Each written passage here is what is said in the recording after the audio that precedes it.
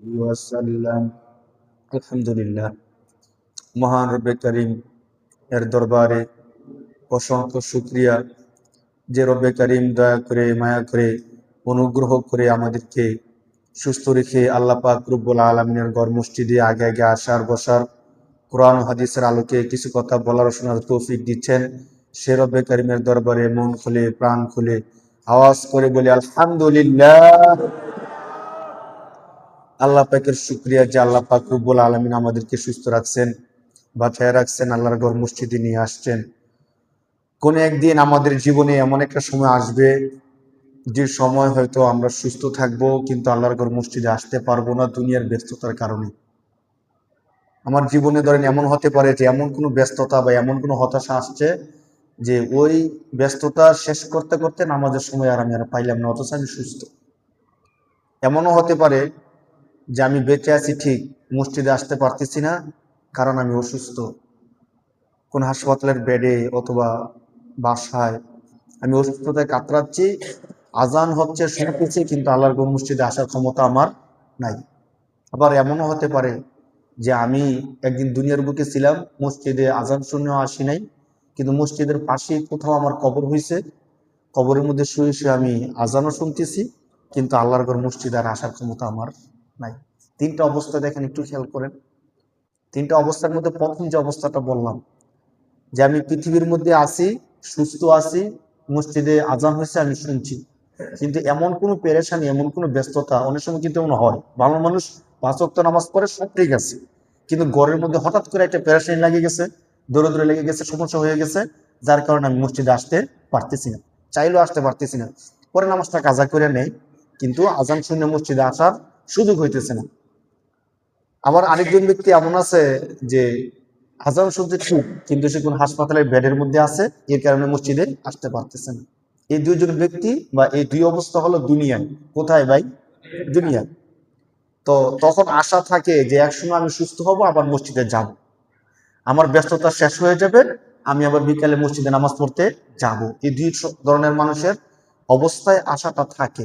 কিন্তু আমাদের গুরুস্থানগুলো কিন্তু অধিকাংশ মসজিদের পাশেই হয়, মসজিদ থেকে বেশি দূরে হয় না। আমাদের কবরস্থান দেখেন, কবরস্থান মসজিদ, ঈদগাহ মসজিদ পোলের মধ্যে, মসজিদের কাছাকাছি না একবারে। তো ওখানে মুয়াজ্জিন আজান দিলে কবরের তার আওয়াজ শুনতে পায় কি পায় না বলেন? পায়। কিভাবে? হাদিসে প্রমাণ আছে। হাদিসের মধ্যে আল্লাহ রাসূল সাল্লাল্লাহু আলাইহি সাল্লাম বলেন, ওই হাদিস থেকে আমরা এটার প্রমাণটা নিব আর কি, যে কোনো ব্যক্তিকে যখন কবরের মধ্যে রাখা হয়, তো সর্বশেষ ব্যক্তিরা যখন কবর থেকে উঠে যায়, উঠে যাওয়ার পরে তাকে মাটি চাপা দিয়ে যখন মানুষগুলো চলে আসে, আল্লাহ পাক রব্বুল আলামিন সাথে সাথে ওই লাশকে মুর্দারের মধ্যে আল্লাহ তাআলা রূহটাকে ফিরিয়ে দেন। সুবহানাল্লাহ, আল্লাহ তাআলা রূহটা কি করেন? ফিরিয়ে দেন। হাদিসে আল্লাহ রাসূল বলতেছেন, তখন এই ব্যক্তিরা হেঁটে হেঁটে আসতেছে, এই ব্যক্তি কবরে থেকে থেকে তাদের পায়ের আওয়াজ শুনতে পায়। সুবহানাল্লাহ। তো যদি পায়ের আওয়াজ শুনতে চায়, এতটুকু হাদিস, মানে যারা হেঁটে চলে যায় তাদের পায়ের আওয়াজ শুনতে পায়। তো যদি মনে করেন পায়ের আওয়াজ শুনতে পায় মুর্দার ব্যক্তি, তাহলে সে মসজিদের মাইকের আজান শুনতে পাবে কি পাবে না? অবশ্যই পাবে না। তো দেখেন, তো ওই ব্যক্তি কবরে শুয়ে শুয়ে, এখন আর তো কোনো কাজ নাই, দুনিয়ার মধ্যে ব্যবসা ছিল, বাণিজ্য ছিল, ব্যস্ততা ছিল, দুনিয়াদারি ছিল, কত কিছু ছিল, ঠিক না বলেন? কিন্তু কবরে যাওয়ার পরে আর তো কোনো কাজ নাই, একা একা নিরিবিলি, কেউ নাই, কোনো কাজ নাই, কোনো কিছু নাই। এখন মসজিদ থেকে, মসজিদের মাইক থেকে আজানের আওয়াজটা বেশি আসতেছে। সে যদি আফসোস করে, ইস, যদি আমি কবর থেকে ওইটা মসজিদে যেতে পারতাম। আফসোস করতে পারি, কিন্তু সম্ভব বিষয়টা একটু কল্পনা করি। ধরেন আমি কবরের মধ্যে শুয়ে রয়েছি, আর মসজিদের মাইকে আজান হইতেছে, ফজরের আজান, না? আমি যদি যত আল্লাহর কাছে বলি বা মনে মনে ভাবি, আর কি কবর থেকে ওইটা মসজিদে আসার সুযোগ আছে? আজও পর্যন্ত এমন কোন ইতিহাস আছে দুনিয়ার মধ্যে যে কোনো একজন ব্যক্তি আজান শুনে আল্লাহর কাছে অনেক আফসোস করে দোয়া করছে, আল্লাহ তার কবর থেকে আবার মসজিদে এসে ফজর পড়ার তৌফিক দিছে? এমন হয়েছে? হয়। যে ব্যক্তি সারা জীবন নামাজ পড়ছে, ও যদি আল্লাহর কাছে দোয়া করে, তাকে কি আবার কবর থেকে উঠে সুযোগ দিচ্ছে নামাজ পড়ার জন্য? দেয়নি। তো যে নামাজি তাকে যদি সুযোগ না দেয়, যে বেনামাজি তাকে কি সুযোগ দিবে বলেন? আমরা কিন্তু ভাবি না বিষয়গুলো। অথচ ঠিক এই মুহূর্তে আজান শুনছি, মসজিদে আসছি, আলহামদুলিল্লাহ, আমরা কি বলতেছি বলেন? আলহামদুলিল্লাহ। ঠিক কোন এক জুমার ঠিক এই মুহূর্তেই আমার কানে মসজিদের আজানের আওয়াজ আসবে, আমি থাকবো কবরে। আমি থাকবো কই? কবরে। আজকে আমরা যারা সামনের কাতারে আছি বসছি, একদিন আমাদের মুরব্বীরা, আমাদের বাপ বাপ দাদারা সামনের কাতারে ছিল না বলেন? আজকে তারা নাই, তারা নাই, এই জন্য আমরা সামনের কাতারে চলে আসছি। তো ঠিক সেম আমাদের বাচ্চারা যখন বড় হবে, আমরা বৃদ্ধ হব, আমরা মারা যাব, আমরাও তো একদিন সামনের কাতারে আমরা থাকবো না। থাকবো কই তাহলে? আমরা যখন থাকবো না দুনিয়া, থাকবো কই? কবরে। তো কবরের ছোট্ট একটা বিষয় আপনাদেরকে আমি বলে ফেলি। কবর বলতে, ধরেন আমরা কবর বলতে কি বুঝি? যদি আমি কোনো রাস্তায় মারা যাই, কেউ আমাকে কবর দেওয়ার সুযোগ হয় নাই, অথবা সমুদ্রের মধ্যে ডুবে মারা যাই, কেউ লাশ খুঁজে পায় নাই, তাহলে আমার কবরটা কোথায়? কথার কথা, আমরা তো কবর বলতে বুঝি 3.5 হাত মাটির নিচে একটা লাশকে রেখে আসলাম, ওইটা কবর। তাহলে আমি বিমান অ্যাক্সিডেন্টে মারা গেলাম, সমুদ্রে মারা গেলাম, অথবা আমার লাশ খুঁজে কেউ পাইল না, তাহলে আমার কবরটা কোথায়? কবর কবর বলতে মৃত্যুর পর থেকে নিয়ে কিয়ামতের আগ পর্যন্ত যে সময়টা, এই সময়টাকে কবরের জগৎ বলা হয়। কিসের জগৎ বলা হয়? কবর বলতে এমন না যে আমাকে 3.5 হাত মাটির নিচে দিতে হবে, মাটির নিচে দিলে ফেরেশতারা পাবে আর নয়তো পাবে না, এমন কোনো কিছু না। বুখারী শরীফের একটা হাদিস বলছিলাম না, যে ওই ব্যক্তি কবরের আযাবের ভয়ে সে তার পরিবারকে ওসিয়ত করছে, আমি মৃত্যুর পরে আমার লাশটাকে পোড়া দিয়া এই ছাইটাকে 4টা ভাগে ভাগ করবা। কয়টা ভাগে ভাগ করবা? বলছিলাম কোন এক জুমার মধ্যে, 4 ভাগে ভাগ করে তোমরা বিভিন্ন দিকে ছড়াই দিবা, যাতে করে আল্লাহ আমার খুঁজে না পায়। ফেরেশতারা যে আমাকে শাস্তি দিব, খুঁজে পাইলে না শাস্তি দিব, কিন্তু পরবর্তীতে আল্লাহ থেকে খুঁজে পাইছিল কিনা বলেন? অবশ্যই পাইছিল। তো দেখেন, সে তার লাশ পোড়ায় 4 ভাগ করে বিভিন্ন জায়গায় ছড়াই দিছে, এরপর আল্লাহ তাকে পাইছে। তো আমার লাশটা তো পোড়ায় নাই, সমুদ্রের মধ্যে ডুবছে, আল্লাহ পাবে কি পাবে না বলেন? পাবে। তো কবর বলতে মৃত্যুর পর থেকে নিয়ে কিয়ামতে উঠার আগ পর্যন্ত যে জগৎটা, কোরআনের ভাষায় হচ্ছে বরজখ। কোরআনের ভাষায় কি? ওয়ামিন ওয়ারাইহিম বারযাখুন ইলা ইয়াউমি ইউবআসুন। কোরআন শরীফের মধ্যে আল্লাহ এই শব্দ নিয়ে আসছেন। আমরা কবরের জগৎ বলি, আর আল্লাহ বলেন বরজখ। হ্যাঁ, বরজখের অবস্থাটা। তো ঠিক যদি আজকের এই দিন আমরা চিন্তা করি, দেখেন আমরা এখন যারা মসজিদে আসছি, 5 ওয়াক্ত নামাজ যারা মসজিদে পড়ার নিয়ত করতেছি, যদি আমরা কবরে চলে যাই, সেখানে গিয়ে মসজিদে মুয়াজ্জিনের আজান শুনি, আমাদের দিলে ঠান্ডা হয়ে যাবে। এটা তো ওই আজান, যে আজান শুনে আমি মসজিদে যাইতাম। আলহামদুলিল্লাহ, মসজিদে যাওয়ার কারণে আল্লাহ আজকে কবরের জীবনটা আমার শান্তিময় করে দিছে। তার কাছে আজানটা শুনলে আর কি লাগবে? ভালো লাগবে, শান্তি লাগবে। আর পক্ষান্তরে যে বেনামাজি, যে কাফের বেঈমান, সে কবরে থাকা অবস্থায় যতবার আজান শুনবে তত তার কষ্ট ওর বাইরে যাইবে। কারণ হায় রে, দুনিয়া থাকতে আমি সুস্থ ছিলাম, ভালো ছিলাম, এমন আজান হইতো আমি তো মসজিদে যাইনি। ফেরেশতারা শাস্তি আরো বাড়াই। প্রতিবার আজান হবে, প্রতিবার তার উপর শাস্তি বাড়বে, তার আফসোসটাও বাড়তে থাকবে যে আজকে কবরের মধ্যে আছি, অক্ষম অবস্থায় আছি, অথচ একসময় আমি সক্ষম ছিলাম, দুনিয়াতে ছিলাম, সুস্থ ছিলাম, আমি মসজিদে যাই নাই, নামাজটা পড়ি নাই, তখন আফসোসটা কেমন হবে দেখি। আমরা কবরের জগতের বিষয় নিয়ে আলোচনা করতেছিলাম। একটা মুমিন বান্দা যখন মৃত্যুবরণ করে, অথবা একটা মানুষ যখন মৃত্যুবরণ করে, তখন কবরের জীবন তাকে পেতেই হবে, চাই তাকে কবরে রাখা হোক অথবা রাখা না। আমরা যে বিষয়টা সহজে বোঝানোর চেষ্টা করছি, যে মৃত্যুর পর থেকে নিয়ে কিয়ামতে ওঠার আগ পর্যন্ত এই জগৎটা, জীবনটাকে কি বলা হয়? কবরের জীবন অথবা কবরের জগৎ। এই জগৎ প্রত্যেক মানুষের জীবনে আসবে, চাই তাকে কবরে রাখা হোক অথবা কবরে রাখা না হোক। এই কথা কেন বললাম? এ কথা এই জন্য বললাম, অনেক মানুষ হটকারিতা করতে গিয়ে প্রশ্ন করে যে কোরআন হাদিসে কবরের আযাবের কথা বলা হয়েছে, যে কবরের লাশটা রাখা হবে, লাশটা রাখা হওয়ার পরে ফেরেশতা আসবে, তাকে প্রশ্ন করবে, তো যে ব্যক্তি সমুদ্রে মরছে সেখানে কি করে কি হবে? এ কথা বলে অনেকে হটকারিতা করে যে কবরের আযাব তাহলে সমুদ্রের আযাব হবে নাকি, ওখানে তো কোনো কিছু নাই। তো দেখেন, যে আল্লাহ সারা বিশ্বকে নিয়ন্ত্রণ করেন, যে আল্লাহ সারা বিশ্বের মধ্যে একসাথে মানুষকে মৃত্যু দিতে পারেন, জীবন দিতে পারেন, ওই আল্লাহর জন্য এই বিষয়গুলো কোনো কঠিন না। মিশকাত শরীফের এক বিখ্যাত হাদিসের মধ্যে কবরের জগতের একটা দৃশ্য তুলে দেওয়া হয়েছে চমৎকার করে। ওই হাদিসের মধ্যে রাসূল সাল্লাল্লাহু আলাইহি সাল্লাম বলতেছেন যে কবরের জগৎটা কেমন হবে। দুইজন ব্যক্তির দুই রকমের অবস্থা রাসূল বর্ণনা করছেন, একদম পাশাপাশি, বিশাল বিখ্যাত হাদিস। আল্লাহ রাসূলের ওই একজন প্রসিদ্ধ সাহাবী বারা ইবনে আযিব রাদিয়াল্লাহু তাআলা আনহু থেকে হাদিসটা বর্ণিত। তিনি বলেন, রাসূল সাল্লাল্লাহু আলাইহি ওয়াসাল্লাম বলেন, কবরের মধ্যে যখন একটা ব্যক্তিকে রাখা হবে, অথবা যে যখন মৃত্যুবরণ করবে, মৃত্যুবরণ করার পরে আল্লাহর পক্ষ থেকে দুজন ফেরেশতা তার কাছে আসবে। আল্লাহর পক্ষ থেকে দুজন ফেরেশতা তার কাছে আসবে। আসার পরে সর্বপ্রথম তাকে 3টা প্রশ্ন করবে। কয়টা প্রশ্ন ভাই? এই বিষয়গুলো আমরা অনেকে জানি, আগে শুনছিলাম ও বলছিলাম। আজকে যে বিষয়টা আমরা এখান থেকে মেসেজটা নিব, একটু খেয়াল করি হাদিসের মধ্যে শব্দ কি আসছে, আমাদেরকে শিক্ষাটা কি দেওয়া হচ্ছে। একই শব্দ একই হাদিস আমরা অনেকবার শুনছি বা আমরা বিষয়টা জানিও, কিন্তু আমাদেরকে শিক্ষাটা দেওয়া হচ্ছে কি। রাসূল সাল্লাল্লাহু আলাইহি সাল্লাম বলেন, যখন তার কাছে ফেরেশতা আসবে, ফেরেশতা এসে বলবে মার রব্বুকা, এক নম্বর প্রশ্ন কি, তাকে প্রশ্ন করবে যে তোমার রব কে। এক নম্বর প্রশ্ন কি ভাই, তোমার রব কে। তো আমাদেরকে যখন জিজ্ঞেস করা হয় তোমাদের রব কে, আমরা কি বলি বলেন তো? সত্যিকার অর্থে সমস্ত মানুষের রব কে? আল্লাহ। এই কথার স্বীকৃতি কিন্তু আমরা রুহের জগতে দিয়ে আসছি। আল্লাহ যখন সমস্ত মানুষকে সৃষ্টি করছেন, সৃষ্টি করার পরে আদম আলাইহিস সালামের কাছে সবগুলো রূহকে একসাথে কইরা আল্লাহ বলছিলেন আলাস্তু বিরাব্বিকুম, 9 নম্বর পারার 12 নম্বর পৃষ্ঠায় আল্লাহ তাআলা এই আয়াতটা নিয়ে আসছেন যে আমি সমস্ত রূহগুলোকে একত্রিত করে আমি আল্লাহ প্রশ্ন করছি, আমি কি তোমাদের রব নই? তখন সমস্ত রূহগুলো একসাথে বলছে ক্বালু বালা, অবশ্যই অবশ্যই আপনি আমাদের রব। সুবহানাল্লাহ। সেদিন স্বীকৃতি দিয়ে আসছি। দেখেন, যেদিন আল্লাহ আমাদের রূহ সৃষ্টি করছেন তখন আমাদেরকে জিজ্ঞেস করছেন আমি কি তোমাদের রব নই? আমরা বলছি অবশ্যই আমাদের রব। যখন কবরে চলে যাব তখন প্রথম প্রশ্নটা আমাদেরকে কি করবেন, মার রব্বুকা, তোমাদের রব কি। তাহলে আমাদের রূহের জগৎ, কবরের জগৎ, এই দুই জগতে আমাদের রব সম্পর্কে প্রশ্ন করবে। মাঝখানের যে জগৎটা আমাদের এই হায়াতুদ দুনিয়া, দুনিয়ার যে জীবনটা, এই জীবনটা শুধু মাঝখানে। এখন প্রশ্ন হলো, আমরা যখন রূহের জগতে ছিলাম তখন আমাদেরকে বলছে আমাদের রবকে, আমরা বলে ফেলছি আল্লাহ। এখন কবরে যখন জিজ্ঞেস করা হবে তোমাদের রবকে, তখন আমরা কি বলবো? স্বাভাবিকভাবে এমন তো না যে আমি আল্লাহ মুখস্থ করে যাবো, সেখানে আল্লাহ বলে দেবো, এমন কি সম্ভব হবে?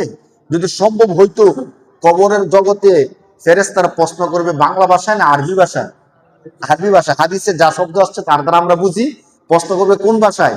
আরবি ভাষায়। তা আরবি ভাষায় প্রশ্ন করলে আমরা বাঙালি যারা আরবি পারি না, তারা তো না বুঝার কথা, এক নাম্বার। দুই নাম্বার, বুঝলো কি বলবো, উত্তরও তো দিতে হবে কিতে, আরবিতে। বাংলাতে তো সুযোগ নেই, তাহলে কিভাবে দিব? তাহলে দিতে হলে দেখেন, যে ভাষাটা আমি পারি না, যে ভাষাটা আমি জানি না, ওই ভাষা কেউ আমাকে শিখাই দিতে হবে। একটু খেয়াল করেন, আরবি ভাষা কি সবাই আমরা সমানভাবে পারি? যারা সৌদি আরব থাকছেন, আরবি বললে কিছুটা বুঝেন, এবং ওই দেশের আঞ্চলিক ভাষাটা, বইয়ের ভাষাটা না কিন্তু। যেমন বইয়ের ভাষা আমরা বলি জিদারুন বাইতুন, বাইতুন অর্থ ঘর আর জিদারুন অর্থ দেওয়াল। আর তাদের আঞ্চলিক ভাষা জেদার, জেদার, বিত, বিত। বাইতুন অর্থ গড় আর তার আঞ্চলিক ভাষা কি বলে, বিট। অনেক ডিফারেন্স, যেমন আমাদের আঞ্চলিক ভাষা আর বইয়ের ভাষা তাদেরও সেম। তো এই ক্ষেত্রে দেখেন, আমি যে আর আমরা আরবের আঞ্চলিক ভাষাও জানি না, বইয়ের ভাষাও জানি না। যারা সৌদি আরব থাকছে তারা কম বেশি কিছু কিছু জানে। এখন আমি কবরের জগতে যদি ফেরেশতার আরবি ভাষার জবাব দিতে হয়, আমাকে আরবি জানা থাকতে হবে, জানা থাকতে হবে না? এখন আমি তো আরবি শিখি নাই, তাহলে আমাকে আরবিটা শিখাই দিবে কে? আল্লাহ। কে শিখাই দিবে বলেন?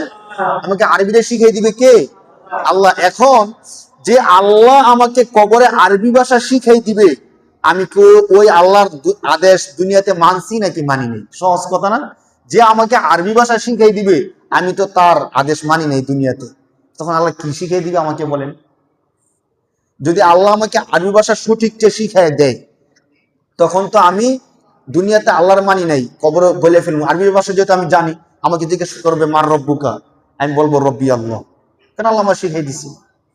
কিন্তু আমি যদি দুনিয়ায় থাকা অবস্থায় আল্লাহর সঠিক আদেশ, আল্লাহর আদেশগুলো সঠিকভাবে না মেনে থাকি, তখন কি আমি সঠিক উত্তর দিতে পারবো বলেন? পারবো না। সত্যিকার হতে পারবো নয়তো প্রশ্ন কি হবে, তিনটা প্রশ্ন হবে। কি কি প্রশ্ন আল্লাহ তাআলা জানাই দিয়েছেন, উত্তর কি তাও আমরা জানি। এরপরও কি কবর গিয়ে প্রশ্নের উত্তরগুলো দেওয়া যাবে? যাবে না। একমাত্র যে ব্যক্তি আল্লাহর আদেশগুলো মানছে, বিশ্বাস করেন, সে দিতে পারবে। আর যে দুনিয়াতে থাকা অবস্থায় আল্লাহর আদেশগুলো মানে না, সে দিতে পারবে না, পারবে না, পারবে না, কখনোই পারবে না। যতই মুখস্থ করুক, যতই শিখুক, যত কিছুই করুক। তাহলে দেখেন যে কবরের প্রথম যে অবস্থাটা, ওই অবস্থায় গিয়ে কিন্তু আমরা ধরা খেয়ে যেতেছি। মানে আমি দুনিয়াতে ভালো কাজ করছি না খারাপ কাজ করছি, ভালো ছিলাম না খারাপ ছিলাম, এই হিসাব কিতাব হবে আখেরাতে। হিসাব কিতাব কোথায় হবে বলেন? আখেরাতে। কিন্তু কবরে যাওয়ার পরে আমাকে যে প্রশ্ন করবে, প্রশ্নের উত্তর দিতে পারবো কি পারবো না, এটা ঠিক করবে দুনিয়াতে আমি আল্লাহর আদেশ মানছি কি মানছি না। সহজ কথায় যদি দুনিয়াতে থাকা অবস্থায় আমরা আল্লাহর কথা মেনে থাকি, কবরের জবাব দেওয়ার জন্য আমার কোনো চিন্তা করতে হবে না। আল্লাহর পক্ষ থেকে গাইবীভাবে আমি সবগুলো জবাব দিয়ে দিতে পারবো। আর যদি আমি আল্লাহর আদেশগুলো না মেনে থাকি, তাহলে কবরের যে প্রশ্নগুলো আছে, একটা প্রশ্নের জবাব আমি সঠিক দিতে পারবো না। চিন্তা করেন, একটু উপলব্ধির জন্য আমি বলি, প্রথম প্রশ্নটা করবে ফেরেশতারা, মার রব্বুকা। প্রথম প্রশ্নটা কি বলেন? মার রব্বুকা। এর বাংলা কি? তোমার রব কে? তোমার রব কে? এখন এর উত্তরে আমি বলবো রব্বি আল্লাহ, আমার রব হলেন আল্লাহ। এখন রব কি? আমাকে যে প্রশ্ন করলো তোমার রব কে, রব এর বাংলা কি? রব এর বাংলা অর্থ হলো প্রতিপালক। রবের বাংলা অর্থ কি? আমরা সূরা ফাতিহার প্রথম আয়াতের মধ্যে কি বলি বলেন তো? আলহামদুলিল্লাহি রব্বিল আলামিন। রব্বুল শব্দ আছে কি নাই? মানে কি? আলামিন মানে জগৎ সমূহ, রব মানে প্রতিপালক। আমরা ওই সত্তার সকল প্রশংসা যিনি জগৎ সমূহের প্রতিপালক। আল্লাহ তাআলা, কিন্তু আল্লাহ তাআলার অনেক গুণাবলী আছে। আল্লাহ আমাদেরকে সুস্থ রাখেন, পালেন, খাওয়ান, সৃষ্টি করছেন, মৃত্যু দেন, হায়াত দেন। এমন করে হাদিসের সমর্থন অনুযায়ী তিরমিজি শরীফের হাদিসের মধ্যে আল্লাহ তাআলার 99টা নাম আসছে। কয়টা নাম আসছে ভাই? তিরমিজি শরীফের হাদিসের মধ্যে আল্লাহর নাম আসছে কয়টা? সিফাতি নাম 99টা। আল্লাহ রাসূল একটা হাদিসের মধ্যে বলছেন যে ইন্না লিল্লাহি তাআলা 99 ইসমা মান আহসাহা দাখালাল জান্নাহ। রাসূল সাল্লাল্লাহু আলাইহি সাল্লাম বলেন যে অবশ্যই আল্লাহর 99টা নাম রয়েছে। আল্লাহ তাআলার কয়টা নাম রয়েছে? এই হাদিসের মধ্যে আল্লাহ রাসূল বলতেছেন মান আহসাহা দাখালাল জান্নাহ, যে ব্যক্তি আল্লাহর এই 99টা নাম মুখস্থ করবে সে ব্যক্তি জান্নাতে প্রবেশ করবে। সুবহানাল্লাহ। আল্লাহ তাআলার 99টা নাম মুখস্থ করার দরকার আছে কিনা ভাই? যদি আপনাদের কারো সুযোগ হয়, আল্লাহ তাআলার 99টা নাম মুখস্থ করে নিন। আমি যখনই হাদিসটা শুনছি তখন আমার ওস্তাদের থেকে আল্লাহর এই 99টা নাম নিয়ে সাথে সাথে মুখস্থ করে নিছি। খুব চমৎকার নামগুলো, খুব সুন্দর নামগুলো, পড়তেও ভালো লাগে। সুযোগ পাইলেই আমি নামগুলো পড়ি। যত পড়বেন ততই ভালো লাগবে, কারণ নামগুলো কার? নামগুলো কার বলেন? আমরা তো অনেকে এমনও আছি যে আল্লাহর 99টা নাম যে আছে এইটাই আমরা অনেকে জানি না, ঠিক না? জানার দরকার মুসলমান হিসেবে। আমি যা বলতেছিলাম, এখন আল্লাহ তাআলার 99টা নামের মধ্যে একটা নাম সম্পর্কে প্রশ্ন করা হবে। ওই নামের ওইটা হলো রব। ওইটা কি? রব কেন প্রশ্ন করবেন? অন্য কিছু তো বলা যায়, বলতে পারতেন। দেখেন, রব এর অর্থ হলো প্রতিপালক। জিজ্ঞেস করা হবে মার রব্বুকা, তোমার প্রতিপালক কে? এখন আমি যদি বলি যে আমার রব বা আমার প্রতিপালক হলেন আল্লাহ, এই প্রশ্নের জবাব উত্তরটা এটা দিতে হলে শর্ত হলো দুনিয়ার মধ্যে সব ক্ষেত্রে আমাকে অনুসরণ করতে হবে আল্লাহ। কার বলেন? যদি আমি দোকানদার হই আর দোকানে বসে আমি যদি বলি, মনে মনে ভাবি এই দোকানটা যদি না থাকতো আমার সংসার ধ্বংস। আমার সংসার কি? আজকে দোকানটার কারণে আমার পরিবারটা বাচ্চা আছে, আমি বাচ্চা আছি, আমি খাইতে পারতেছি। দোকান যদি না থাকতো আমার আর খাওয়া দাওয়ার কি ছিল না, রাস্তা ছিল না। ছেলে একটা বিদেশ, আমার ছেলের যদি বিদেশ না থাকতো, বিদেশ থেকে নিয়মিত টাকা না পাঠাইতো, আমার পরিবার পুরা ধ্বংস। আমার পরিবার পুরা কি? আজকে যে আমি এভাবে খাইতেছি, চলতেছি সমাজের মধ্যে, এরকম জীবন আমি পারতাম না, আমার দ্বারা সম্ভব ছিল না। আমার একটা চাকরি আছে, আমার একটা ব্যবসা আছে, যদি আমার এই ব্যবসাটা না থাকতো তাহলে আমি বাঁচতে পারতাম না। অনেকের চাকরি চলে যাওয়ার ভয় থাকে, আমার চাকরি আর চলে যাবে, আমি খামু কি? তাহলে আমাকে খাওয়াই কে? চাকরি। মনে হইতেছে তার এই কথার দ্বারা মনে হইতেছে আমাকে কে খাওয়ায়? চাকরি। আমাকে খাওয়ায় কে? দোকান। আমাকে খাওয়ায় কে? আমার ছেলে বিদেশ, সে খাওয়ায়। যদি অন্তরের থেকে কি এই বিশ্বাসটা করে, তাহলে রব অর্থ প্রতিপালক, যে লালন পালন করে, যে পালে। তাহলে পালে তো আমাকে আল্লাহ, আমাকে পালে কে? কিন্তু আমি যদি মনে করি আমার দোকান আমাকে পালে, তাহলে আল্লাহ আমার রব নাকি আমার দোকান আমার রব হয়ে গেল? বিষয় এমন বোঝা যাইতেছে যে মনে হয় যে আমার দোকানটা আমার কি? রব। যদি আমি এই কাজটা না করতাম তাহলে আমি খাইতে পারতাম না, চলতে পারতাম না। এমন যদি মনে করি, যে জিনিসটাকে মনে করি ওই জিনিসটা আমার রব হয়ে গেল, মানে শাব্দিক অর্থে। যদি প্রতিপালক অর্থে ধরেন তাহলে ওই জিনিসটা আমার রব হয়ে গেছে। এখন আমি দুনিয়ায় থাকতে দোকানকে আমার রব মনে করতাম, আমার ব্যবসাকে, আমার চাকরিকে, আমার টাকা পয়সাকে আমার রব মনে করতাম। রব মানে প্রতিপালক, রব মানে কি? প্রতিপালক, প্রতিপালক মনে করতাম। এখন কবরে যাওয়ার পরে আমাকে যখন প্রশ্ন করছে তোমার রব কে, এখন আমি আল্লাহ কি করে বলবো? দুনিয়া তো আমি মনে করতাম আমাকে খাওয়াই কে? আমার দোকান। আমাকে খাওয়াই কে? আমার ব্যবসা। আমাকে খাওয়াই কে? আমার চাকরি। তো আমাকে যখন বলল যে তোমাকে কে খাওয়াইছে, তখন আমি কি করে বলবো যে আল্লাহ খাওয়াইছে? এই জন্য এই দুনিয়ায় যা কিছু আমাদের হয়, চাকরি, ব্যবসা, দোকান, বিদেশ, এই সবগুলো হলো উসিলা মাত্র। কি মাত্র বলেন? এই সবগুলো কি মাত্র? সত্যিকার আমাকে পালে কে? বলেন, কে পালে আমাকে? যদি আপনি মনে প্রাণে এই বিশ্বাস মৃত্যু পর্যন্ত করতে পারেন যে না, চাকরি চলে গেল, এখন চাকরি আছে, যে আল্লাহ আমাকে খাওয়ায়, চাকরি চলে গেল, সে আল্লাহ আমাকে খাওয়াবে। এখন দোকান থাকার কারণে যে আল্লাহ আমাকে পালতেছে, দোকান না থাকলেও ওই আল্লাহ আমাকে পালবে। যদি এই বিশ্বাসটা সত্যিকার হৃদয়ে ধারণ করতে পারি, ওয়াল্লাহি কবর আপনাকে প্রশ্ন করবে মার রব্বুকা, আপনি হাসি খুশি দিয়ে দিবেন রব্বি আল্লাহ, আমাকে পালছে, আমাকে সবকিছু করছে আল্লাহ। কে করছে আমাকে? আপনার টেনশন করতে হবে না, কিচ্ছু করতে হবে না, আসছে আপনার মুখ থেকে বের হয়ে আসবে রব্বি আল্লাহ, আমার রব কে? আর দুনিয়ায় থাকতে যদি আমরা ভিন্ন মনে করে থাকি, তাহলে এই প্রশ্নের জবাব এত সঠিক দেওয়া যাবে। এক নম্বর প্রশ্নের জবাব দিতে হলে কি করতে হবে? দুনিয়ার মধ্যে থাকা অবস্থায় একমাত্র প্রতিপালক রব হিসাবে কাকে স্বীকৃতি দিতে হবে? আসেন মনে মনে মনে আমরা এই কথাটা বলি যে পূর্বে যদিও আমরা ভুল করে থাকি, না বুঝে থাকি, এখন থেকে হলো আমি বলি যে আল্লাহ অতীতকে ক্ষমা করে দেন, আমি সত্যিকার অর্থে আমি রব হিসাবে কাকে মানি? মন থেকে আপনি স্বীকৃতি দেন। কারণ মানুষ কিছু জানো কত বা না জানো, মনের খবর জানে কে? মনের খবর কে জানে বলেন? আল্লাহ জানে। আমরা আল্লাহকে স্বীকৃতি দেবো যে আল্লাহ সত্যিকার অর্থে আমার রব হলেন আপনি আল্লাহ। বিশ্বাস করেন, কবরে যাওয়ার সাথে সাথে প্রশ্ন করবে, এই প্রশ্নের জবাব অটোমেটিক আপনার মুখ থেকে বের হয়ে আসবে যে আমার রব হলো আল্লাহ। আমার রব কে? আল্লাহ। 2 নম্বর প্রশ্ন একটু খেয়াল করেন, এদিকে হলো প্রতিপালক।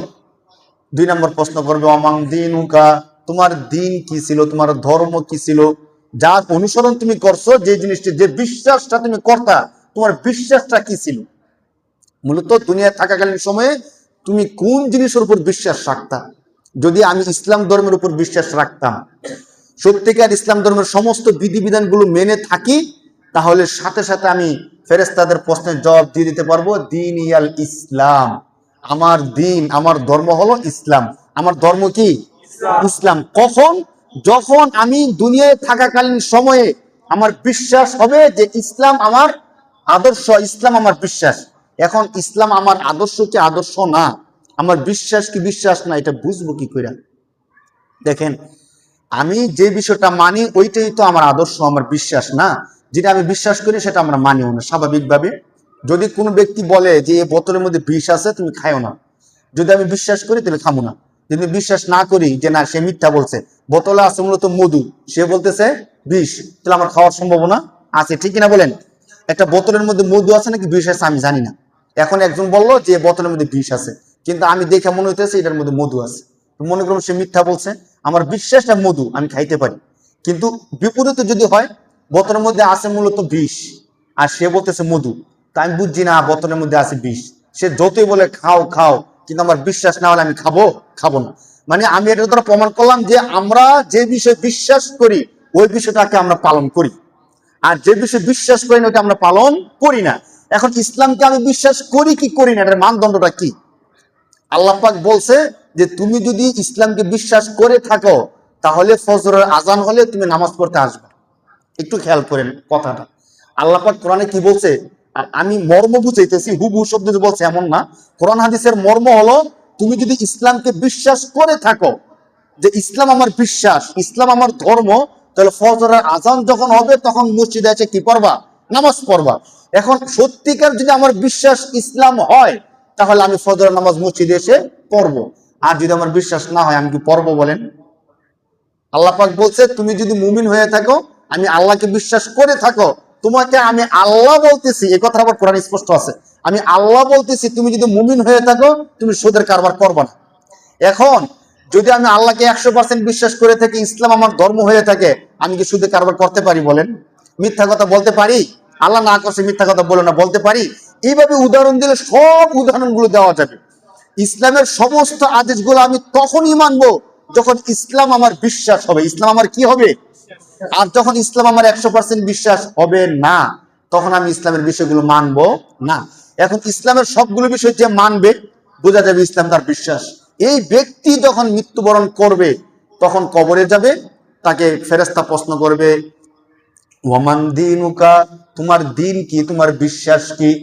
অটোমেটিক তার মুখ থেকে বের হয়ে আসবে যে দিনিয়াল ইসলাম, আমার বিশ্বাস হলো ইসলাম, আমার বিশ্বাস কি। আমি অটোমেটিক শব্দটা কেন বলতেছি বারবার, কারণ আমরা তো বাংলাদেশি, আমরা তো আরবি জানি না।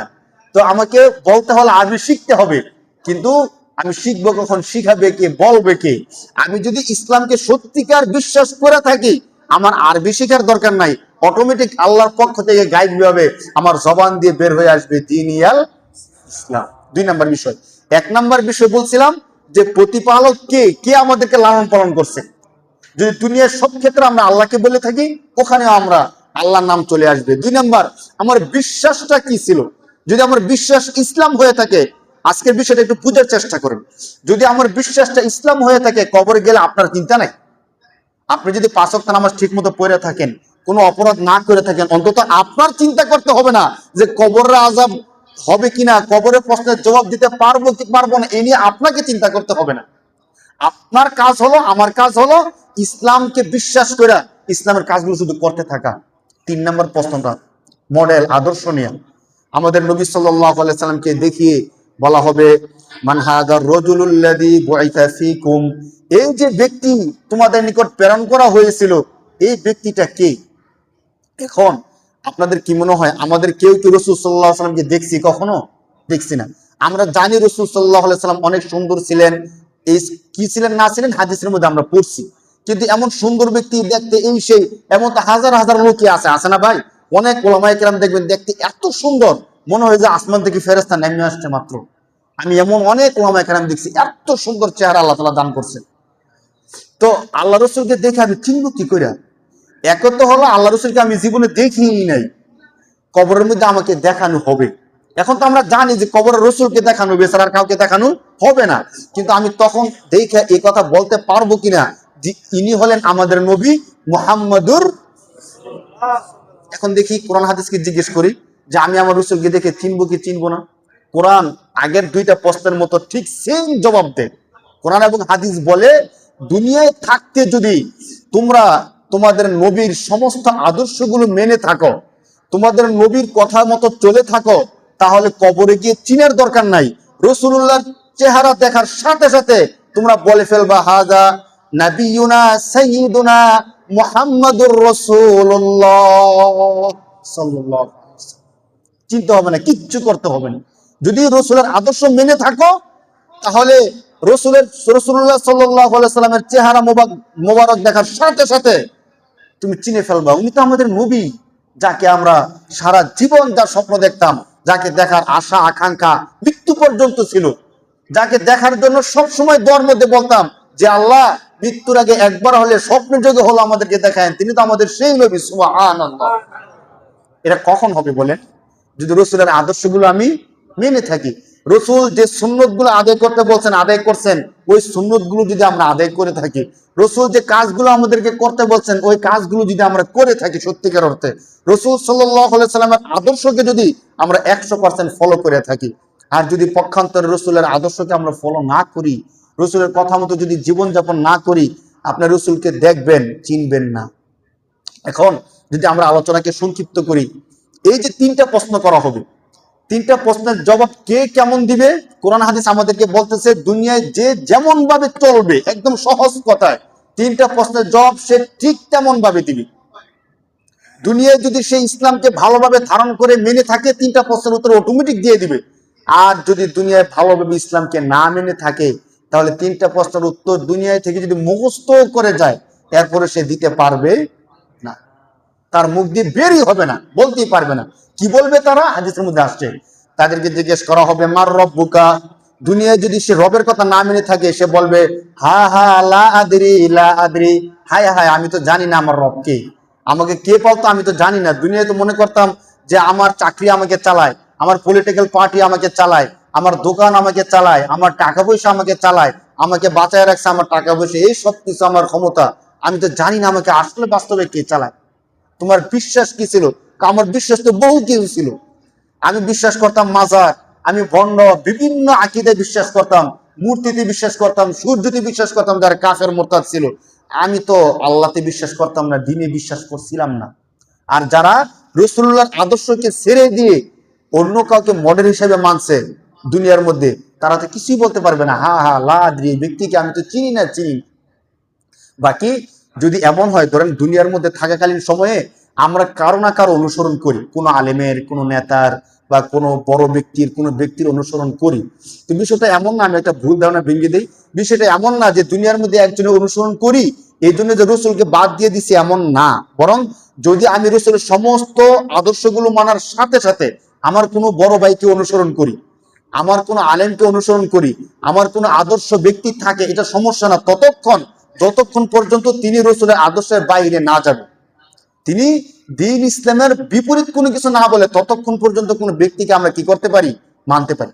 কিন্তু আমি যদি এমন ব্যক্তির অনুসরণ করি যে ইসলাম মানে না, যে শরীয়তের দ্বার ধারে না, যে আমার রসুলকে আদর্শ বলে না, তখন গিয়ে সমস্যা হবে, আমরা তাকে মানতে পারি না। এখন দুই ব্যক্তির কথা তো বললাম, এক ব্যক্তি সহজে বলে ফেলবে 3টা প্রশ্নের উত্তর, আরেকজন ব্যক্তি দিতে পারবে না উত্তরগুলো, পরবর্তীতে হবেটা কি? রাসূল সাল্লাল্লাহু আলাইহি সাল্লাম বলেন, মুমিনের কথাটা বলতেছেন, মুমিন ব্যক্তি যখন এই 3টা প্রশ্নের জবাব দিতে পারবে, আল্লাহ পাক রব্বুল আলামিনের পক্ষ থেকে রাসূল সাল্লাল্লাহু আলাইহি ওয়াসাল্লাম বলেন, ফায়ুনাদি মুনাদিন মিনাস সামা আন সাদাকা আবদি, আসমান থেকে একজন ঘোষণাকারী ঘোষণা দিবে, ফেরেশতারা তাকে আর কষ্ট দিও না, আমার এই বান্দা সত্য কথা বলেছে, সুবহানাল্লাহ। এ কথা কে বলবে? আসমান থেকে একজন ঘোষণাকারী ঘোষণা করে বলবে, মানে সহজ ভাষায় আল্লাহ আসমান থেকে আওয়াজ দিয়ে বলবে, আন সাদাকা আবদি, আমার বান্দা সত্য বলছে। এখন ফলাফল কি? ফাআফরিশুহু মিনাল জান্নাহ ওয়া আলবিসুহু মিনাল জান্নাহ ওয়াফতাহু লাহু বাবান ইলাল জান্নাহ। হাদিসের মধ্যে আসছে, আল্লাহ তাআলা বলবে যে আমার এই বান্দা সত্য বলছে, অতএব এক কাজ করো, জান্নাত থেকে বিছানা এনে তার কবরের মধ্যে বিছায় দাও, সুবহানাল্লাহ। জান্নাতের আরামদায়ক বিছানা তার কবরের মধ্যে বিছাই দিবে। অনেকে যারা কবরকে সংরক্ষণ করার জন্য পাকা করে, এটা তো ঠিক আছে, যদি কবর ভেঙে যাওয়ার দরকার হয়, মনে হয় কবর পাকা করলে ভিন্ন বিষয়, কিন্তু অন্য কোনো মনে করে যদি পাকা করে, যে পাকা করলে আমার বাবা কবরে ভালো থাকতে পারবে, বা মানুষ বলবে দেখছো অমুকের বাবা নেতা ছিল, ভালো ছিল, এই জন্য তার কবরটা কি করা হয়েছে, পাকা করা হয়েছে। একজন ব্যক্তি সম্পর্কে শুনছি, কবরে গেলে সে কিভাবে থাকবে, কিভাবে ঘুমাইবে, এর জন্য ল্যাপ তোষক যা আছে সবকিছু তাকে কবরে দিয়ে দেওয়া হয়েছে, বলেন নাউজুবিল্লাহ। এখন সে যদি আমল ভালো করে থাকে, ল্যাপ তোষক দেওয়ার দরকার আছে? বলেন, আল্লাহ তাআলা তো স্বয়ং ল্যাপ তোষকের ব্যবস্থা করবে, হাদিসে আসছে, ফাফরিশুহু মিনাল জান্নাহ, জান্নাতের বিছানা তার নিচে বিছায়া দাও, ওয়া আলবিসুহু মিনাল জান্নাহ, জান্নাতের পোশাক তাকে পরায়া দাও, ওয়াফতাহু লাহু বাবান ইলাল জান্নাহ, কবর থেকে জান্নাত পর্যন্ত তার জন্য একটা দরজা খুলে দাও, সুবহানাল্লাহ।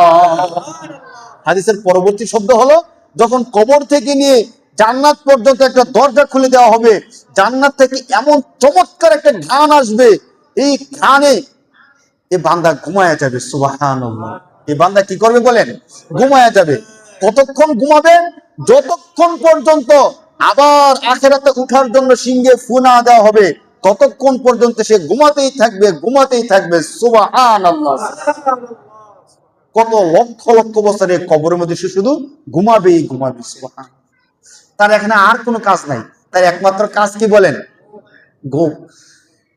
এই জন্য কোন কোন আলেম বলছেন যে দুনিয়া হলো ইবাদত করার জায়গা। দুনিয়া কিসের জায়গা বলেন? এই যে তাহাজ্জুদ নামাজ পড়তে গেলে ঘুম ভাঙে কি ভাঙে না বলেন? ফজর নামাজ পড়তে গেলে ঘুম ভাঙে কিনা? তো দুনিয়া ঘুমানোর জায়গা না, দুনিয়া হলো ইবাদত করার জায়গা। ঘুমানোর জায়গা কোনটা? কবর। মুমিনের ঘুমের জায়গা কোনটা? ওখানে আপনাকে আর কেউ ডাক দিবে না, কেউ ডিস্টার্ব করবে না, আপনি শুধু ঘুমাবেন আর ঘুমাবেন। আর আরাম আর শান্তি পাওয়ার জায়গা হলো জান্নাত, সুবহানাল্লাহ। সেখানে শুধু আরাম আর আরাম, শান্তি আর শান্তি। যদি শুধু জান্নাতের বর্ণনা আল্লাহ কোরআনে যা বলছেন, যদি শুধু কোরআনের আয়াতগুলো বলে বলে আপনাদেরকে শোনাই, তাহলে আমার 1 ঘন্টা সময় যাবে শুধু আয়াতগুলোর অনুবাদ করতে। আল্লাহ তাআলা জান্নাতের এত চমৎকার নিয়ামতের কথা কোরআন শরীফের মধ্যে বলছেন, সুবহানাল্লাহ। কোন জিনিস আমাদেরকে ধোঁকা দিয়ে রাখছে বলেন? এই 60 বছর, 50 বছর, 80 বছরের জিন্দেগি পাইয়া আমরা যেটা নষ্ট করে ফেলি, তখন কবরের মধ্যে আমি অনেক দিন পরিসংখ্যান দিছিলাম যে একটা মানুষ কবরে কত হাজার বছর থাকবে, কবর থেকে উঠার পরে কত লক্ষ লক্ষ বছর আমাদেরকে থাকতে হবে। দুনিয়ার এই 50 বছর 20 বছর জীবনের জন্য যদি আমরা আখিরাতকে নষ্ট করে ফেলি, উপায়টা কি হবে বলেন? উপায়টা কি হবে? পক্ষান্তরে যে প্রশ্নের জবাবগুলো দিতে পারবে না তার ব্যাপারে কি হবে? সেম বিপরীত হবে। ফায়ুনাদি মুনাদিম মিনাস সামাই আন কাযাবা আবদি, আসমান থেকে একজন ঘোষণাকারী ঘোষণা করে বলবে আমার এই বান্দা মিথ্যা কথা বলতেছে, দুনিয়ার মধ্যে সে আমার আদর্শ মানে নাই, আমার নবীকে মানে নাই, আমার দ্বীন ইসলামকে সে বিশ্বাস করে নাই। ফাফরিশুহু মিনান নার ওয়া আলবিসুহু মিনান নার ওয়াফতাহু লাহু বাবান ইলান নার, অতএব জাহান্নামের বিছানা তার নিচে বিছায়া দাও, জাহান্নামের আগুনের পোশাক তাকে পরায়া দাও, জাহান্নাম থেকে কবর পর্যন্ত তার জন্য একটা দরজা খুলে দাও। বলেন নাউজুবিল্লাহ। আমার নিচে জাহান্নামের আগুনের বিছানা, জাহান্নামের কিসের বিছানা বলেন? আমার শরীরে জাহান্নামের আগুনের পোশাক, আমার কবর থেকে নিয়ে জাহান্নাম পর্যন্ত একটা দরজা খুলে দেওয়া হয়েছে। এখন যে ব্যক্তি কবরে ঘুমানোর জন্য ল্যাপ তোষক নিয়ে গেছে, দুনিয়ায় ভালো ইবাদত করে নাই, বরং কবরে শান্তিতে থাকার জন্য কি নিয়ে গেছে বলেন? ল্যাপ তোষক নিয়ে গেছে। এখন ল্যাপ তোষক তো বিছিয়ে দিয়ে আসছে, আসার পরে সে দুনিয়াতে ভালো না কাজ করার কারণে তার একটা কিসের বিছানা বিছাই দিছে? আগুনের বিছানা বিছাই দিছে। এখন আগুন কি বেশি করে জ্বলবো নাকি নিভে যাবো গা বলেন? এই ল্যাপ তোষক যে দিছে, এখন তো আগুন জ্বলতে আর সহজ এবং হটকারিতা করার কোনো দরকার পড়ে না। আল্লাহ তাআলা আমাদের সবাইকে কবরের আযাব থেকে হেফাজত করুক বলি আল্লাহুম্মা আমিন। কবরের আযাবটা এত ভয়াবহ ভাই, আল্লাহ রাসূলের একজন জান্নাতের সুসংবাদ প্রাপ্ত সাহাবী, আপনি অবাক হবেন যে কবরের আযাব যে সত্যি এবং বড় ভয়াবহ। আল্লাহ রাসূল মিম্বরের মধ্যে দাঁড়ায়া 10 জন ব্যক্তি সম্পর্কে বলছেন তারা হলো জান্নাতি, জান্নাতের সার্টিফিকেট আল্লাহ রাসূল অনেককে দিয়েছেন। 10 জন সাহাবীকে একসাথে মিম্বরে দাঁড়ায় দিয়েছেন। কতজন সাহাবীকে? 10 জন সাহাবীকে। তাদের মধ্যে একজন ঐতিহাসিক সাহাবী ছিলেন আল্লাহ রাসূলের জামাতা জিন্নুরাইন হযরত ওসমান ইবনে আফফান রাদিয়াল্লাহু তাআলা আনহু। তিনি হলেন এমন সাহাবী যিনি আল্লাহ রাসূলের একে একে 2টা কন্যাকে বিয়ে করছে। আল্লাহ রাসূলের কয়টা মেয়েকে বিয়ে করছে? 2টা মেয়েকে বিয়ে করছে। এবং আল্লাহ রাসূল সরাসরি মিম্বরে দাঁড়ায় বলছে ওসমান ফিল জান্নাহ, বলেন সুবহানাল্লাহ। আল্লাহ রাসূল মিম্বরে দাঁড়ায় বলছেন ওসমান কোথায় যাবে? জান্নাতে যাবে। ওই ওসমান রাদিয়াল্লাহু তাআলা আনহু জান্নাতের সার্টিফিকেট পাওয়ার পরেও যখন তিনি কবরের পাশ দিয়ে যেতেন, আপনারা এই হাদিসটা শুনবেন, প্রসিদ্ধ হাদিস, তিনি কবরের পাশ দিয়ে যখন যেতেন কবরের সামনে দাঁড়ায় যেতেন, দাঁড়াইয়া তিনি এত অজোরে কান্না করতে থাকতেন যে কান্না করতে করতে তার দাড়ি মুবারক ভিজে, তার বুক ভিজে যেত, এত বেশি কান্না করতেন। তো অন্য সাথীরা জিজ্ঞেস করতো যে আপনাকে রাসূলুল্লাহ জান্নাতের সার্টিফিকেট দিচ্ছেন, আপনি রাসূলের এত গুরুত্বপূর্ণ সাহাবী, আপনি কবর থেকে এত কান্না করেন, এত কান্না কেন করেন? তো তিনি বলেন যে শোনো, আমাকে তো জান্নাতের সার্টিফিকেট দিয়েছে ঠিক আছে, কিন্তু আমি কবর সম্পর্কে আরো এমন অনেক কথা শুনছি যেগুলো শুনলে আমি কান্নাকে ধরে রাখতে পারি না। রাসূলুল্লাহ বলছেন যে কবর যে সত্য, কবরের আযাব যে হবে। হাদিস দেখেন, রাসূল বলেন হাদিসের মধ্যে ইন্নামাল কবরু রাউযাতুম মিন রিয়াজিল জান্নাহ আও হুফরাতুম মিন হুফারিন নার। রাসূলুল্লাহ বলেন উম্মত শোনো, এই কবরটা হয়তো কারোর জন্য জান্নাতের একটা টুকরো হয়ে যাবে অথবা জাহান্নামের একটা গর্ত হয়ে যাবে। কার জন্য হবে? যে ভালো কাজ করবে তার জন্য কবর হবে জান্নাতের টুকরা, তার জন্য কবর কি হবে ভাই? আর যদি দুনিয়ায় ভালো কাজ না করে থাকে কবর হবে জাহান্নামের একটা গর্ত। ওসমান রাদিয়াল্লাহু তাআলা আনহু বলেন এই জন্য আমি কবর দেখলে এত বেশি কাঁদতে মনে চায়, কারণ কবর তো হলো মুমিনের প্রথম মঞ্জিল। কবর মুমিনের প্রথম কি মঞ্জিল। কবরের মধ্যে যে মুক্তি পেয়ে যাবে, ধরুন কবর আমাকে প্রশ্ন করছে, প্রশ্নের জবাব দিয়ে দিছি, এখন জান্নাতের দরজা খুলে দিছে, শান্তিতে ঘুমাইছি। আপনাদের কি মনে হয় এই ব্যক্তিটা হাসরের ময়দানে উঠার পরে আবার কি হিসাব কিতাব নিয়ে তাকে জাহান্নামে দিব? এমন কি সম্ভব বলেন? আমাদের দুনিয়ার মধ্যে একজন বন্ধু আমার কাছে আসছে, আসার পরে তাকে আমি ঘরে ঢুকতে দিছি, ঘরে ঢুকতে দিয়ে খাবার দাবার খাওয়াইছি, খাওয়ার পরে তাকে লাঠি দিয়ে বের করে দেই? যাকে লাঠি দিয়ে বের করে দেবো তাকে ঘরে ঢুকতে দেবো না, ঠিক কিনা বলেন? আর যাকে ঘরে ঢুকতে দিছি, খাবার দাবার দিছি, তাকে লাঠি দিব না, স্বাভাবিক। তো যে ব্যক্তিকে আল্লাহ তাআলা কবরে জান্নাতের নিয়ামত দিয়ে দিয়েছেন তাকে কি আবার জাহান্নামে দিবে? দিবে না। আর যে ব্যক্তি কবরে যাওয়ার পরে যার শাস্তি শুরু হয়ে গেছে, জাহান্নামের বিছানা, জাহান্নামের পোশাক, জাহান্নামের দরজা যার জন্য খুলে দিছে, সে কি আর শান্তি পাবে আশা করা যায়? শান্তি পেলেও অনেক দেরি আছে। এই জন্য দেখেন কবরের আযাব যে কত ভয়ঙ্কর। আপনাদেরকে 2টা কথা বলে আজকে শেষ করে দিব আলোচনা। স্বয়ং রাসূল সাল্লাল্লাহু আলাইহি সাল্লাম কবরের আযাব থেকে মুক্তির জন্য দোয়া করতেন। আপনাদের কি মনে হয় রাসূলের কি সম্ভাবনা ছিল কবরের আযাব পাওয়ার? আমরা মুমিন কেমন বিশ্বাস করতে পারি? রাসূল তো মাসুম, নিষ্পাপ, তাদের তো কোনো গুনাহই নাই, তো যার গুনাহ নাই সে কবরের আযাব পাবে কেন? কিন্তু কোনো একটা ভয়ঙ্কর বিষয় দেখলে, ধরেন এলাকার মধ্যে পুলিশ ঢুকছে, র্যাব সেনাবাহিনী একসাথে চলে আসছে, তো এমন যদি অবস্থা হয়ে যায় যে 500 র্যাব, 500 সেনাবাহিনী, 1000 পুলিশ আমাদের পাইনাদির মধ্যে চলে আসছে, অভিযান চালাইতেছে, দেখবেন যারা অপরাধী তারা তো দৌড়াদৌড়ি শুরু করে দিছে, যারা অপরাধী না তাদের মনের মধ্যে টেনশন চলে আসবে, না জানি কি হইলো, না জানি কি সমস্যা, না জানি আবার আমার কিছু বলে কিনা। এমন হয় না মনের মধ্যে, বলেন? তো কবরের আযাবের ভয়াবহতা এত বেশি, স্বয়ং রাসূলুল্লাহ পর্যন্ত আল্লাহর কাছে সব সময় দোয়া করতেন, আল্লাহুম্মা ইন্নী আউযু বিকা মিন আযাবিল কবরি, হে আল্লাহ আমি আপনার কাছে কবরের আযাব থেকে আশ্রয় চাইতেছি। তো রাসূল যদি কবরের আযাব থেকে আশ্রয় চায়, আমাদের চাওয়ার দরকার আছে কিনা বলেন? তাহলে দোয়াটা আমরা মুখস্থ করে নেই, প্রতি নামাজের পরে আমরা বলবো, আল্লাহুম্মা ইন্নী আউযু বিকা মিন আযাবিল কবরি। বলেন, আল্লাহুম্মা ইন্নী আউযু বিকা মিন আযাবিল কবরি, মিন আযাবিল, বা আরবিটা মুখস্থ করে নেবেন সবচেয়ে বেস্ট। যদি আরবি না পারেন অন্তত নামাজের পরে বাংলাতে হলে বলবেন যে হে আল্লাহ কবরের আযাব থেকে আপনার কাছে আমি আশ্রয় চাই। কি বলবো আমরা বলেন তো? হে আল্লাহ কবরের আযাব থেকে আমরা, আম্মাজান খাদিজা সম্পর্কে বর্ণিত আছে না, তিনি কবরের আযাবের কথা শুনতে শুনতে এত ভয় পেয়ে গেছেন, আল্লাহ রাসূলকে তিনি বলতেছেন, নবী আপনার কাছে আমি দুনিয়ায় থাকতে যা করছি আল্লাহ দেখছেন, আমি আপনার কাছে কোনো দাওয়া দাবি আমার নাই, শুধু একটা দাবি, আমি যখন কবরে যাব, আপনি সবাই যখন চলে আসবে, আপনি আসবেন না, আপনি কবরের পাশে দাঁড়ায় থাকবেন। কোমা কবরের পাশে আমি দাঁড়ায় থাকবো কেন? যাতে করে যখন ফেরেশতা আমাকে প্রশ্ন করতে আসবে আমি যেন ভয় না পেয়ে যাই, আমি যেন তাদের প্রশ্নের জবাবগুলো সঠিকভাবে দিতে পারি। যতক্ষণ পর্যন্ত প্রশ্নের জবাবগুলো দিতে না পারবো ততক্ষণ পর্যন্ত আপনি কবর থেকে আসবেন না। সুবহানাল্লাহ, চিন্তা করে দেখেন, এটা কে বলতেছে? আল্লাহ রাসূলের স্ত্রী উম্মাহাতুল মুমিনিন আম্মাজান খাদিজা রাদিয়াল্লাহু তাআলা আনহা। তিনি যদি এই কথা বলেন, আমাদের কি অবস্থা হবে কবরে, বলেন? তাহলে কবরে আযাব থেকে বাঁচার দরকার আছে কিনা ভাই? অবশ্যই দরকার আছে। কবর নির্জন ঘর, পোকামাকড়ের ঘর, আযাবের ঘর, জাহান্নামের ঘর, এ থেকে বাঁচতে হলে আমাদেরকে কাজ করতে হবে দুনিয়াতে থাকা সময়। কখন কাজ করতে হবে বলেন ভাই? আমি এখন আজান হইতেছে, মসজিদে আসতেছি না, আমি আপনাদেরকে বারবার বলি ভাই, আজান হইতেছে, আজানের আওয়াজটা শুনি, শোনার পরও মসজিদে আসতেছি না, ভাই আপনি কবরে যাবেন, কবরে যাওয়ার পরে যখন আবার আজানের আওয়াজটা শুনবেন তখন কি মসজিদে আসতে পারবেন? এখন মসজিদের মিম্বর থেকে আমি বলছি গুনার কাজ ছাইড়া দেন, সেম আওয়াজটা যদি আপনার কবরের মধ্যে আওয়াজ কানের মধ্যে যায় তখন কি আপনি গুনার কাজ ছাড়তে পারবেন? গুনার কাজ করারই তো সুযোগ নাই, ছাড়বেন কি করে বলেন? আমরা কি কেউ বলতে পারবো যে না হুজুর আপনি চিন্তা করেন না, অন্তত এই বছর আমি মরতেছি না, আরো 5 বছর পরে, একটা সরকারের মেয়াদ থাকে না 5 বছর, এটা কোম্পানির মেয়াদ থাকে, সবকিছুর মেয়াদ থাকে, যে হুজুর অন্তত এই 5 বছর আমি মরতেছি না, 5 বছর যাওয়ার পরে মরবো, এর আগে আমি তওবা করে নিব, ঠিক হয়ে যাবে, মসজিদে চলে আসবো, এমন বলার সুযোগ আছে আমাদের বলেন? যেহেতু সুযোগ নাই, আসুন আমরা এখনই তওবা করি, এখনই মসজিদে চলে আসি, নামাজগুলো পড়ি। অন্তত আপনি 5 ওয়াক্ত নামাজ পড়েন, আপনার কবর, আপনার হাসর নাসর সবকিছু সহজ করে দিবে কে? আল্লাহ তাআলা আমাদের সবাইকে তৌফিক দান করুক বলে আমিন। যারা সুন্নাত পড়ে নিচে রাখা সুন্নাত